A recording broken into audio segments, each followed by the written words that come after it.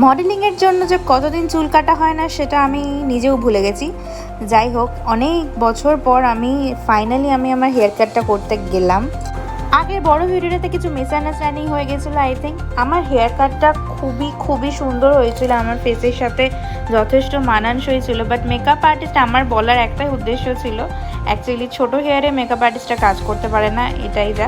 But আমার হেয়ারটা এতটা unmanageable হয়ে গেছিলো, কাট করে আমি যথেষ্ট এখন ম্যানেজ করতে পারছি। তো তোমরা জানাও তোমাদের আমার এই নিউ হেয়ার কাটের পর লুকটা কেমন লাগছে। আর হেয়ার কাটটা কী কাট সেটা তোমরা অনেকেই জানতে চেয়েছিলে। এটা হচ্ছে আমি পিছনের দিকটা সফট লেয়ার্স করা আর সামনের দিকটা একটু ব্যাংক টাইপের করা ছিল। এমন কোনো নাম নেই, জাস্ট বলেছিলাম এরম কাট করতে, তো এরমই করেছে। তো এটা কাঁচরাপাড়া মারুন থেকে করিয়েছিলাম। তো তোমাদের যাদের খুব ভালো লেগেছে তারা গিয়ে অবভিয়াসলি করে আসতে পারো। এরকম ভিডিও চাইলে আমাকে ফলো করো। টাটা।